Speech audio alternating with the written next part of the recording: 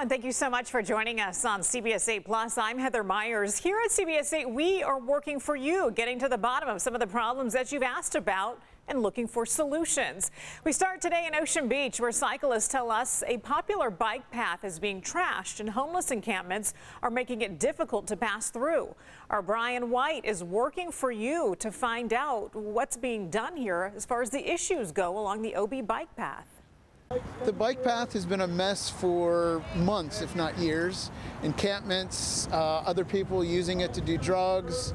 It's become a public toilet. I rode the Ocean Beach bike path with Wesley Hill Monday. He's been living in OB for 25 years. We dodged a number of encampments and people's belongings along the way. You have to negotiate around people sleeping, dogs, and drug paraphernalia in the middle of the path. Frequently, I often dismount my bike because I'm afraid I will run over somebody or something. Last week, he did run into something. People hanging out under one of the bridges left a skateboard on the path, and Wes ran right into it. I didn't see it. I hit it, flew off my handlebars, and went face first. Lots of blood. I was spitting blood all over the place, and yeah, I was angry and upset. So right now, Wes is taking me to where this happened, right underneath the Sunset Cliffs Boulevard Bridge, and we're coming up on it right here. As you can see, it's a very narrow path under the bridge here. A couple of Wes's teeth were cracked, costing him $650 worth of dental work. I really hope the city understands that it is a safety issue, not just for the people that live in the encampments, but for the people that utilize the bike paths. The rise in people experiencing homelessness and living along the riverbeds is tied to a number of factors. We have a grave shortage of shelter bed availability. Amy Zamudio is founder of the nonprofit Housing for the Homeless. She believes there's a reason why Wes is noticing more encampments along the bike path. As we continue to sweep people out of downtown San Diego, you then begin to push people into the outskirts and into the riverbed. And I just think it leads back to our lack of leadership in this space in San Diego, and it's quite unfortunate. I reached out to City Council member Jennifer Campbell's office, and staff tells me they're looking into Wesley's complaints and will follow up with environmental services. I think it's very important that our bike paths are safe and secure, especially in a city that wants us to ride bikes. In Ocean Beach, working for you, Brian White, CBS 8. Some parents in Rolando are fighting to change the name of their local elementary school. They say Henry Clay Elementary is named after a man who not only kept slaves, but was responsible for the expansion of slavery into other states. They've been working on this effort for months, but say the school district has not exactly been helpful. CBS 8's Steve Price has been working for you to get answers and an update from the district. Henry Clay was elected to Congress in the early 1800s and is still considered one of the greatest U.S. senators of all time. But the man who has an elementary school in Rolando named after him also fought to keep enslaved people on his property. The school is named after someone who enslaved 122 people. Jared Tucker is one of several parents with children at the school who have spent the last several months trying to get the name changed, but seem to be getting nowhere with the San Diego Unified School District. Talk to this person, that person says talk to that person, and then that person says talk to this person. Of course, it's frustrating. Jared finally got so tired of getting the runaround that he showed up at a recent school board meeting and shared his concerns during public comments. For decades, students in this district have been forced to walk into buildings and wear shirts emblazoned with the names of men that would have seen them as less than human. And that needs to stop now. The parents who call their group Not Okay with Clay got a huge endorsement last week, a letter from City Council President Sean Ela Rivera that included the line, "Today I request action to remove this shameful and racist image from our school."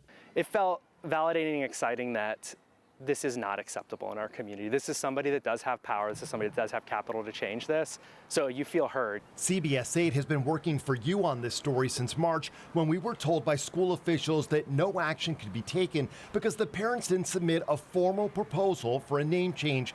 The parents have now done that, but still nothing from the school board. So we reached out to the district again today. They now confirm they've received a proposal and are working to reestablish a school names committee, which will make a recommendation to the board.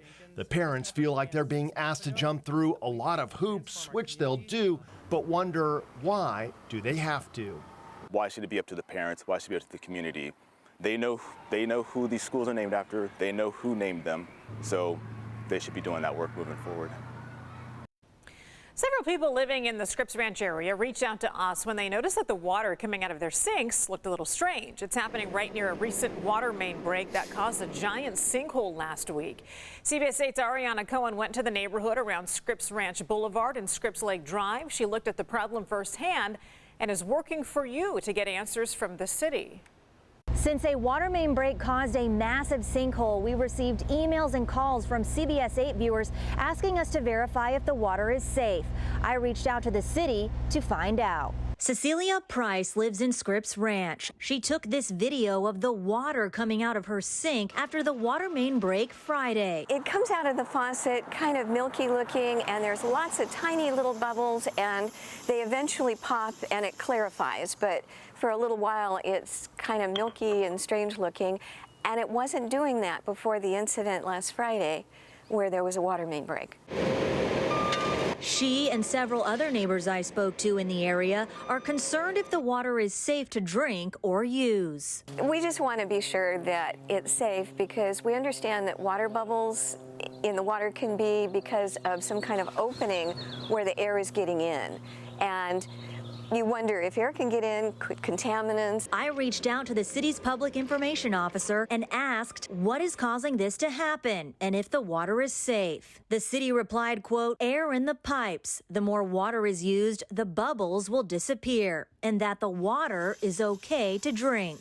It's been doing this consistently since Friday morning after the water came back at our house, and we've been using the water as normal, so we wouldn't want to just keep running water and wasting it.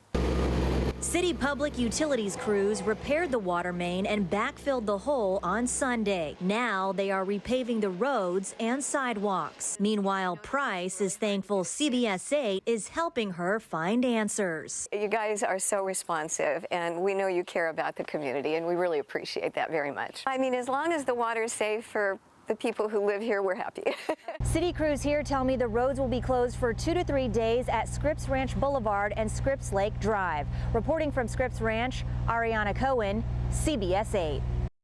Ariana, thank you. Well, staying in the Scripps Ranch area, CBS 8 viewers asked for our help after seeing water running down the street for several days. The water has been leaking from a meter outside of Jerebeck Elementary School. We spoke with a neighbor who wishes to remain anonymous. She says she called the city several times, but she hasn't seen any progress. So we contacted the city and asked why the leak hasn't been fixed. The city says they are aware of the problem and that they are working to fix it. At last update, they said that they would get to the problem this weekend while school is out and there are no students inside. Meanwhile, neighbors in City Heights say they are fed up with a property on Myrtle Avenue. Junk is all over the yards, literally, as you can see from this video, spilling into the street. CBS 8's Steve Price went to the home to see the mess for himself. He's working for you to find out how the city, police, and the management company are getting involved to take care of the issue. Neighbors say the problems out here started late last year and have quickly gone from bad to worse. Trash everywhere, even blocking the sidewalk down here. And they fear that animals are being neglected. Trash in the front yard, spilling onto the street. It's even on the roof. It's getting to the point where it's affecting the rest of the neighborhood, and we're not okay with that. This neighbor asked us not to show her face. Like many out here, she's scared of the people who live in the home on Myrtle Avenue in City Heights. The folks that live there, you know, go out and start yelling on the street and waving things that look like weapons around. And, you know, that's kind of nerve-wracking and unsettling. She says kids are afraid to play on the street.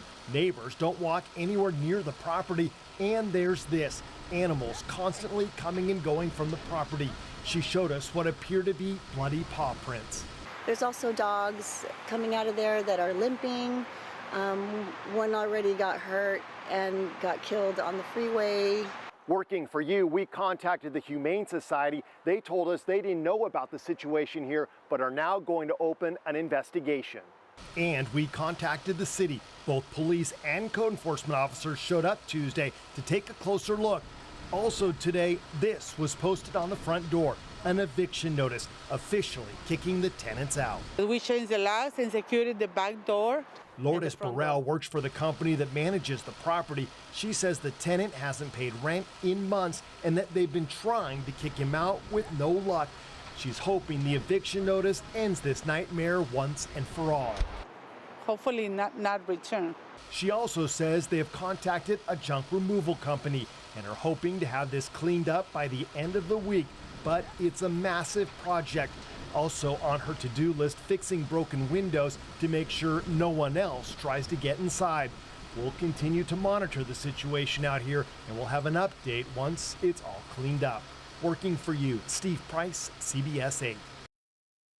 Wow, so we do have a working for you follow-up to share with you on this story after our Steve Price saw this mess firsthand. He talked with the property manager who, as you heard, scheduled that cleanup crew. Well, right now, cleanup is underway to move the trash and the garbage out. People in this neighborhood say they can hopefully get a fresh start. We'll keep you updated. Remember, we are working for you. If there is something that you would like us to look into, just email us workingforyou@cbs8.com. Thank you so much for joining us, and we'll see you next time.